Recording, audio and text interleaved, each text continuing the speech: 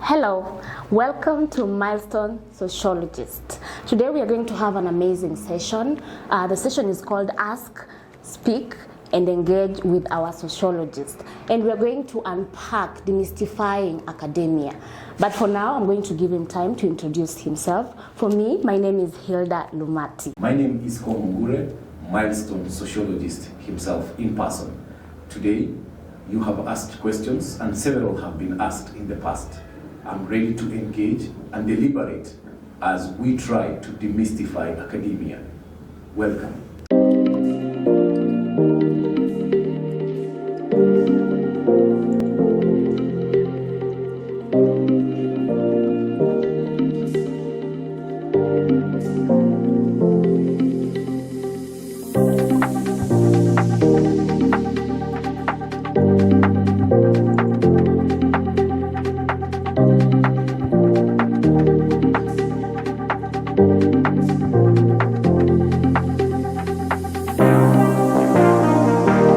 This is Milestone Sociologist.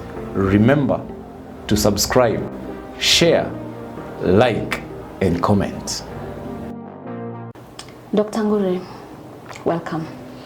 I'm sure you're ready to unpack and go deeper into making us understand what is demystifying academia. Yes. And according to research and survey in the society today, a lot of people don't really have an understanding of that. What really is academia, and we have academicians, what does that mean? But before we get there, maybe you can make us understand what is the meaning of demystifying. Basically, the word to demystify comes from the word a mystery, something that is mysterious, something that is not well understood, something that is there, but it's not really conceptualized well within a certain jurisdiction or within a certain sphere. And to demystify is to help people understand, to help unpack what makes it mysterious and makes people understand it better. Yes. You are a sociologist. Yes, I'm a sociologist. Maybe you can tell us how is that related to our today's topic. Maybe there's someone who is asking, who is a sociologist really? A sociologist, the word sociologist comes from the discipline sociology. Sociology is an academic discipline. Okay. And in my academic path, I have been into sociology. My bachelor's is community development, which comes from the School of Arts and Social Sciences. And my master's comes from the school, from sociology. And sociology is basically understanding the everyday lives of human beings.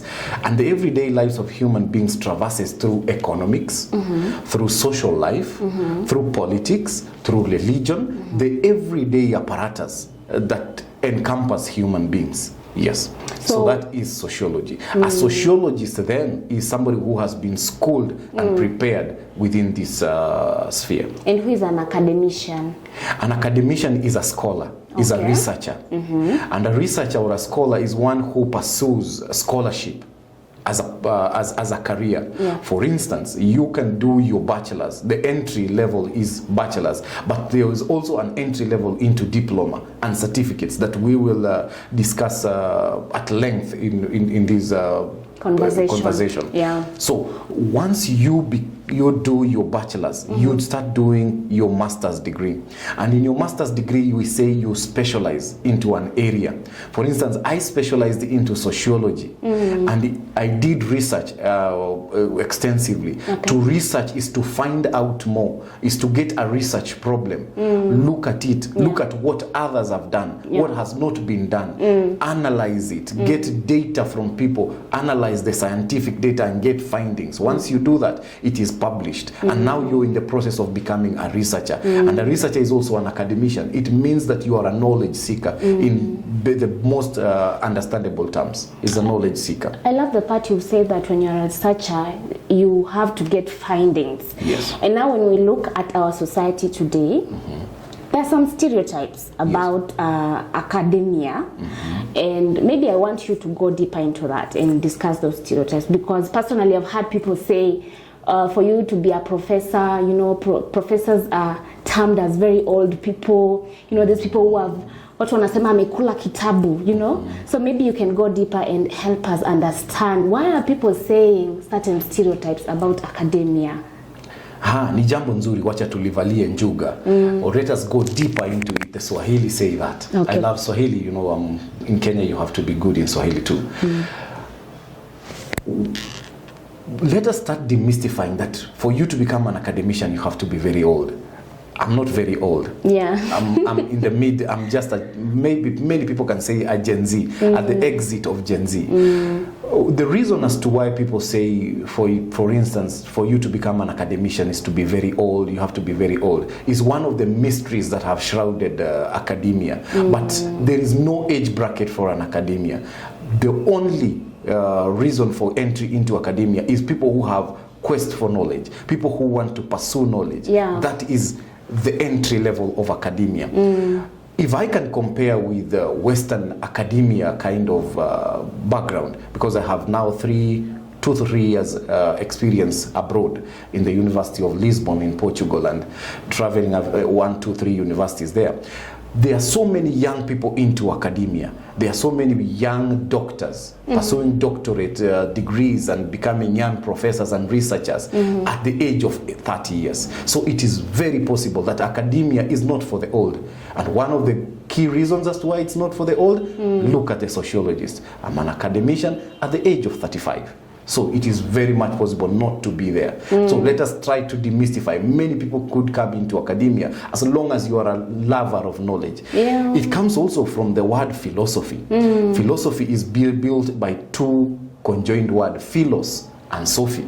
Philos is love, and Sophie is for knowledge. So philosophy is the love for knowledge. And once you do your master's degree, you do your PhD. PhD is doctorate.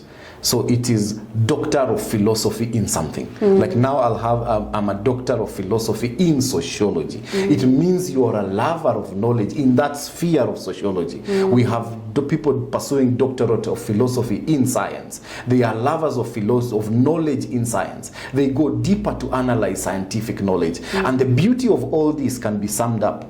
Why do we need even to demystify it and understand it even more? In the words of John Garang de Mabior, when you get knowledge, you have to give it to our people. So lovers of knowledge should be there in our society so that we can gain knowledge, not for knowledge purpose, not to go to the university and once you graduate and you have the honors of bachelor's, master's and degree and PhD, and you publish so much, and you don't give it to our people. The consumers of this knowledge are our people. And that is why we need to even demystify it even more. And if I could engage even deeper on why we need to demystify, academicians gain knowledge. They search for knowledge.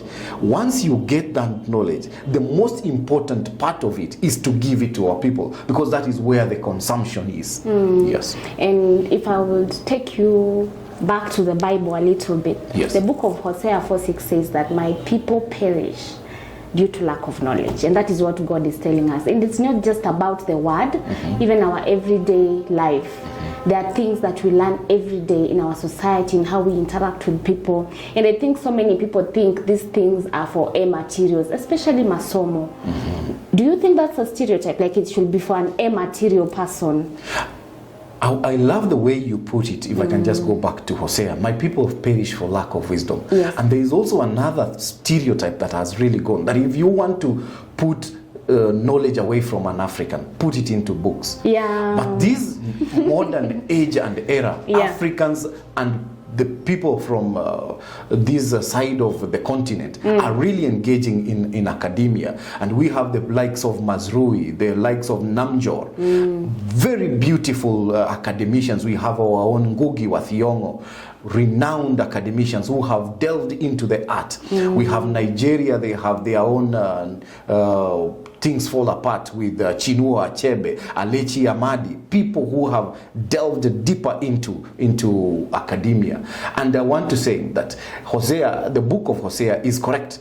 But the most important thing, we must demystify academia, because many people, like you said, and correctly so, points that people think that academia is for those who get A's. It is not. People can enter into academia from their Form 4 level. Yeah. Can a person who gets a D become an academician? I think it is evident, it is proven that people who get Ds can become professors. Why? It's because they can enter into academia, and that is why Milestone Sociologist is here to make the gospel as true and as clear, as crystal clear as it should be, that you can enter into academia after a D.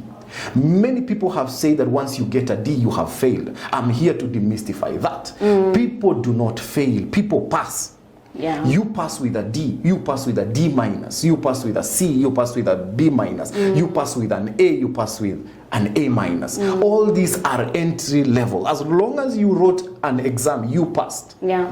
You had the courage to sit on that paper and you passed. So once you get a D, and let us see how getting a D is not failing, so that we can answer correctly and engage with that question, is it for the A material? Yeah. Once you get a D in Form 4, you immediately get into maybe an artisan course. And in Kenya, there are so many artisan courses. They are called TVET institutions. You can do a certificate in something. For instance, if you want to become a sociologist and you got a D or a D minus, there are so many colleges offering certificate in counselling, in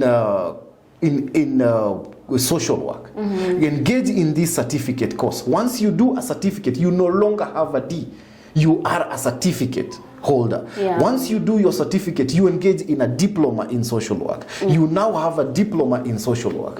You engage in a degree in social work. You now have a degree in social work. You can do a master's in sociology. You are now a master of the art of sociology. You then do a PhD, a doctor of philosophy in sociology. You then become a doctor. That D can be transformed severally into a doctorate. And I don't know why people see the Form 4 level as the cutoff, because many people who get A's, if you ask them very correctly, if so, they once got a D, or they once failed in an exam. Probably they were sick, or they missed 2 or 3 classes. They were not feeling well during that exam. So people don't fail. Academia is not for the very bright. It is for the knowledge seekers. And anyone who seeks knowledge is bright. And if I could demystify even brightness, the very brightest of them all was a philosopher who was asked, now that many people have said you're the brightest, do you consider yourself as the brightest? He answered, and he was a Greek guy, he answered that now that I know that I know nothing. It is the baseline of saying that I know that I need to start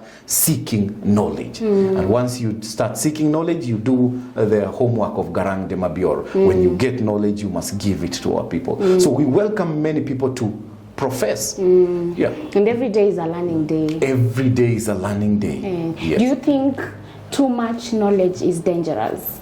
Because sometimes people say, our tumesoma sana, they look confused. You know, there's a lot that has been said. Do you think too much of it is dangerous? I would say too much of everything is poisonous. Or how far is too far?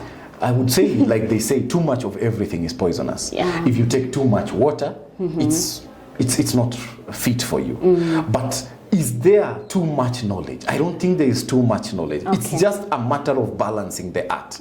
Once you balance the art, then it's possible. In academia, there is too much of learning, they say, but there is not too much of learning. It's a very interesting journey where you read articles, you read publications, you read journals, you read books. It is enriching yourself. And there is no fullness of the brain. You keep enriching yourself. Every day. Now you remember that I have told you about the philosopher. Now that I know that I know nothing. It is the humility of academia. Wow. Every day we are in a circle of knowing. Yes. Like for instance, I did my bachelor's.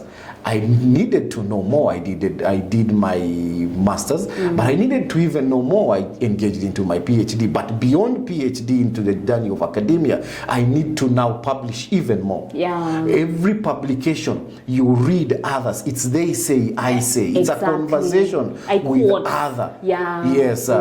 Namjor 2013 said this, but I'm saying this. Yeah. It's a conversation with other people. And when you are conversing, we must remember you are conversing about social issues, the contemporary issues. If you are a researcher in alcoholism, you are conversing with other researchers who have delved into alcoholism. Yes. If you are looking into marriage issues, there are marriage issues that were very pertinent in the 1960s, but due to the way society changes, we say the societies are not static, they keep changing. As they change, different things come, and there is need to engage deeper and deeper. So we need more people into academia. People don't get confused. It's a long-time cliche. You see, I'm an academician, I don't look that really confused, but it's for the viewers to say.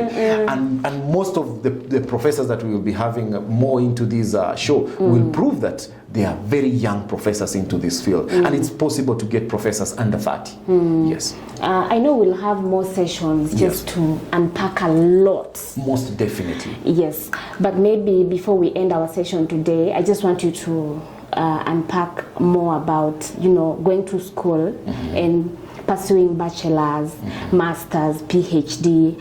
If you go deeper, how does that look like? Because I feel like most of us don't really understand that. And we go to school and just study, graduate, and that's it. But we don't get people to explain to us, what is this bachelor's thing really? And what is this master's, and what is this PhD? Maybe you can just help us. Okay, thank you so much. You return me to a cliche and allow me call it a cliche that has been trending for so much, that education is the key, but it's not a key anymore. Yeah. But I want to demystify that again. Yes. That education is still the key. And it is okay for people to be having a bachelor's degree and not be employed maybe as a banker or anything. But I say it sharpens.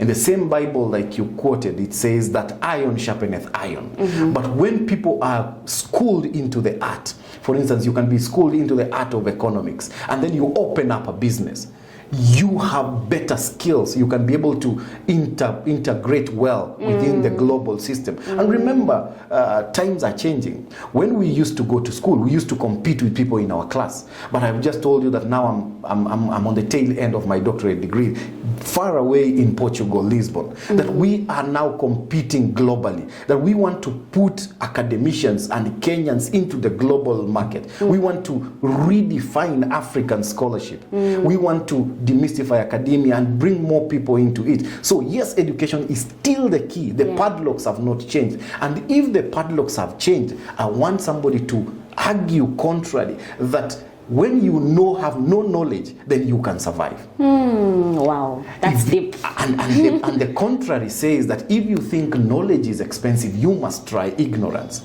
And academia or knowledge is not only those that are in school, but anywhere in knowledge in the society. For instance, if you are at home, you cook, you must be schooled to be the best cook. You must cook well. In Swahili they say mashakura.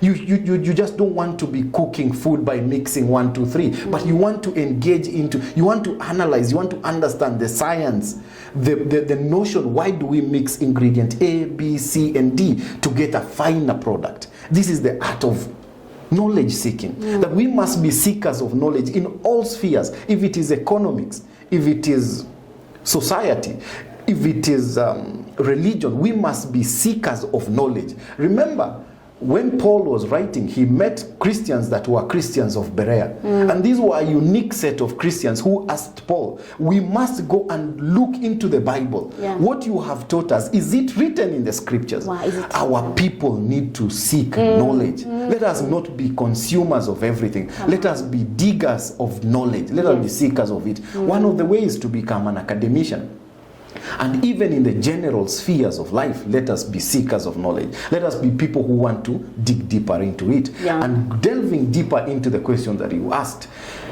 there's entry level, like I had said.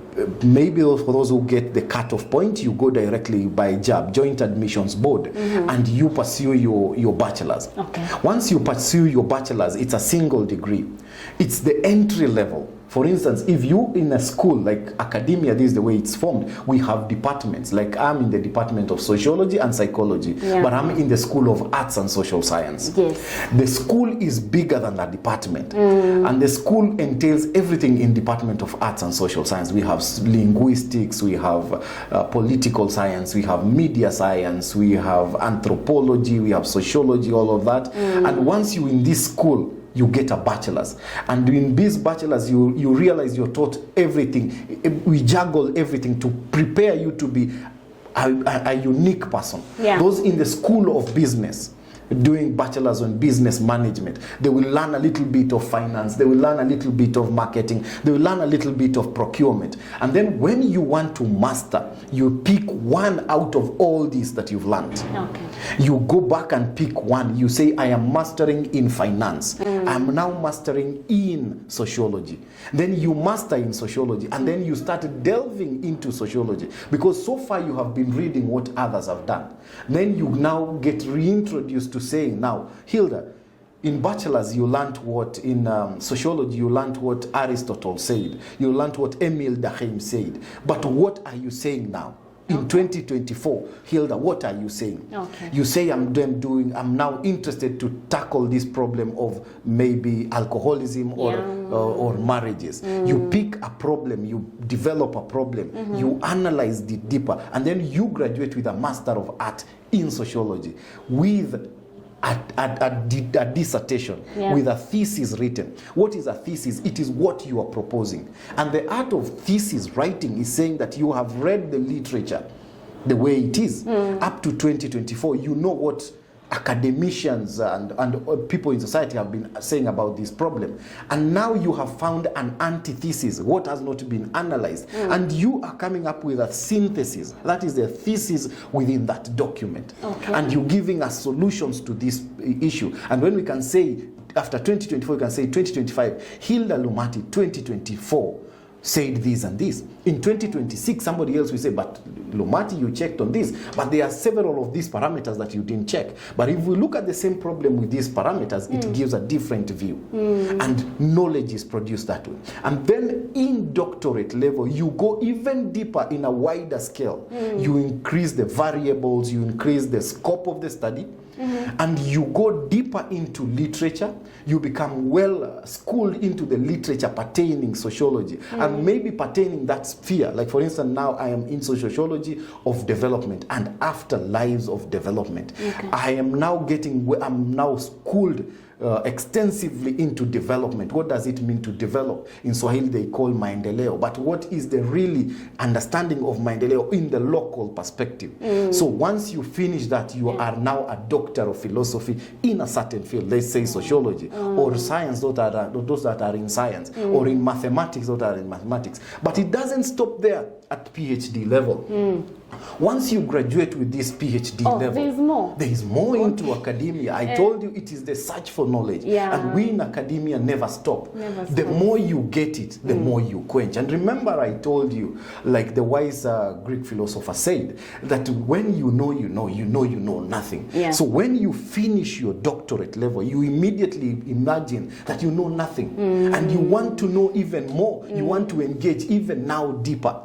You read more articles and you get into now publication, dissemination of knowledge. We want to give knowledge to our people. You want to make it accessible to everyone. And this is where I encourage most of our people. Policies in our country, Kenya, are really suffering. Not because researchers don't do their homework. There is extensive research.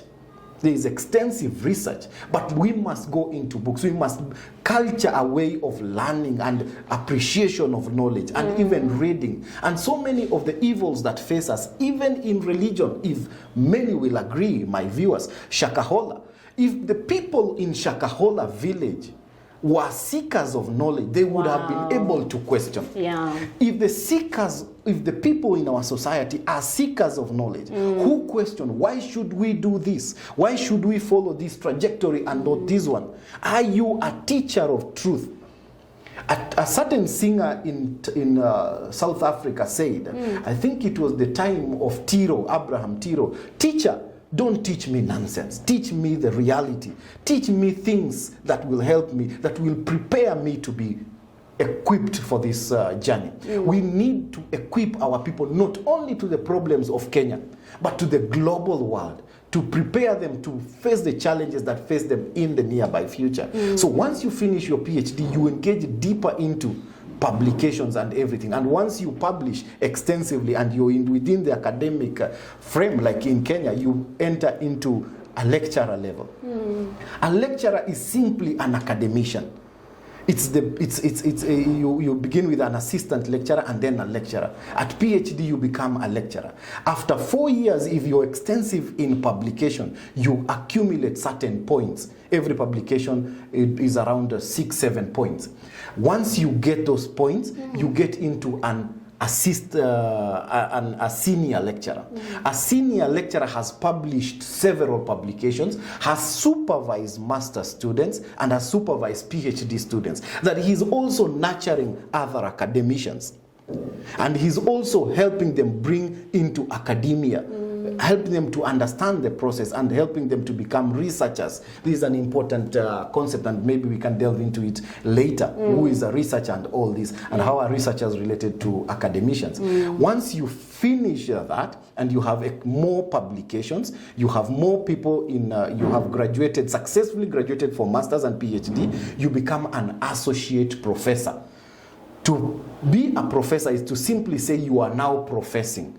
You are a doctor of some level, but now you are allowed to profess. And to profess is to even publish more, is to even engage, is to even disseminate more, is to even demystify more academia and knowledge. And we can even replace the word academia with knowledge. So when we are talking about this topic, it's demystifying knowledge, which is more understandable by our people. Let us demystify knowledge. Let us be lovers of philosophy.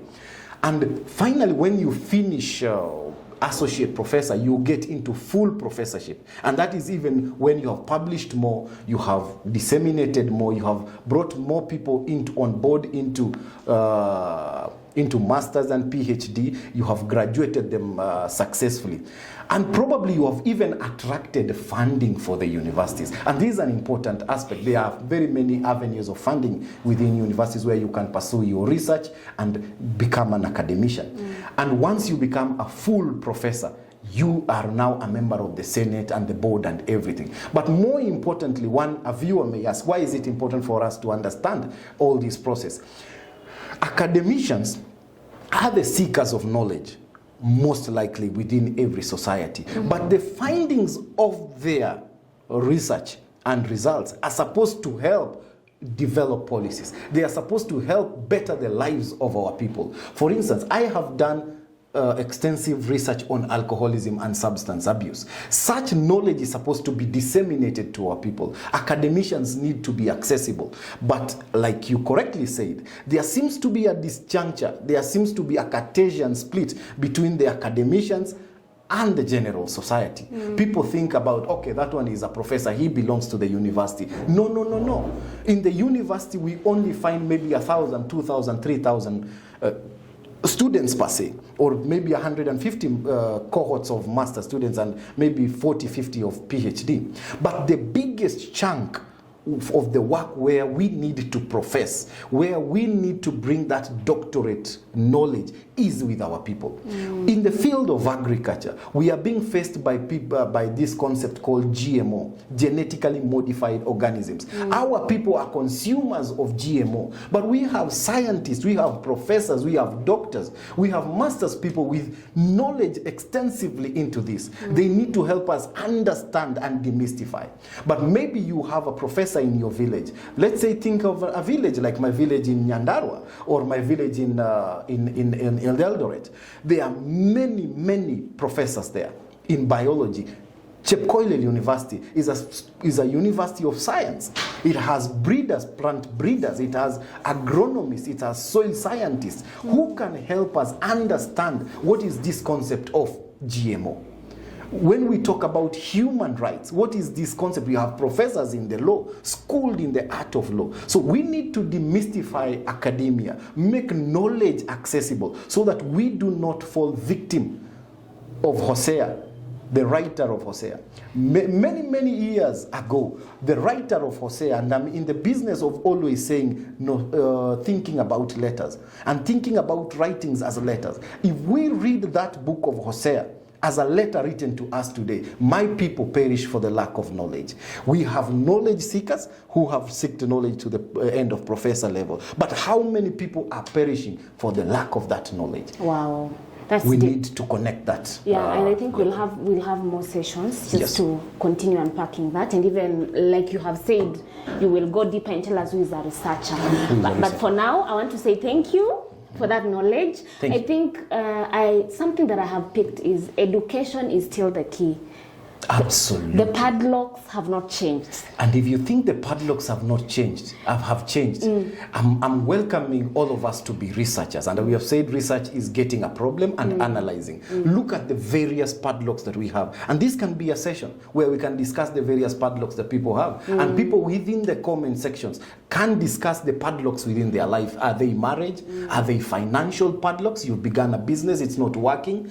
And if you think it's not the key, try the opposite of not having any knowledge. And what is knowledge? Not only in books. If you have, like for instance, there is a very good trending word, Mama Mboga. If you are Mama Mboga, and Mama Mboga are the builders of our economy, if you are selling your vegetables and you think knowledge is not important, think of not asking yourself, how do I make this Mboga kiosk today to become as a mini supermarket? And how do I make my mini supermarket into a mega supermarket? And how do I make my mega supermarket into a chain of stores? And how do I make my chain of stores into Amazon? Dr. Ngure, I have loved the part that you have said knowledge. If you think knowledge is expensive, try ignorance.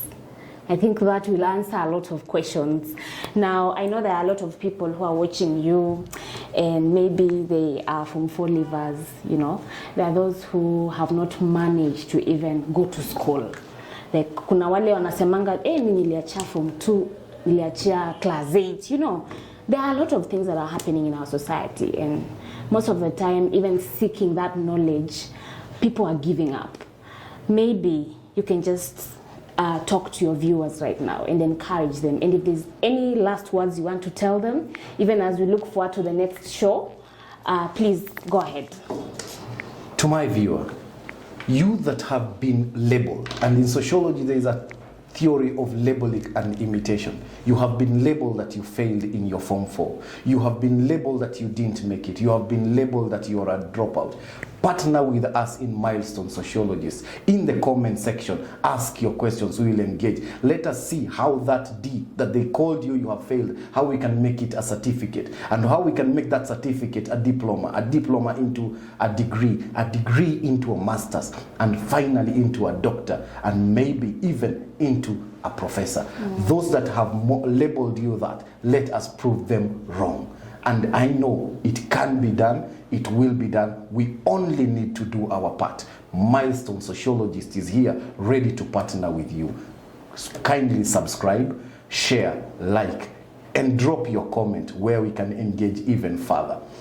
And if you want to find us, our handles are at Milestone Sociologist, both in Facebook, Twitter, and the Instagram, all the social media platforms. I say asante, karibu. Asante sana daktari. Thank it was you so nice engaging with you. It was nice too. Until next time. Until next time.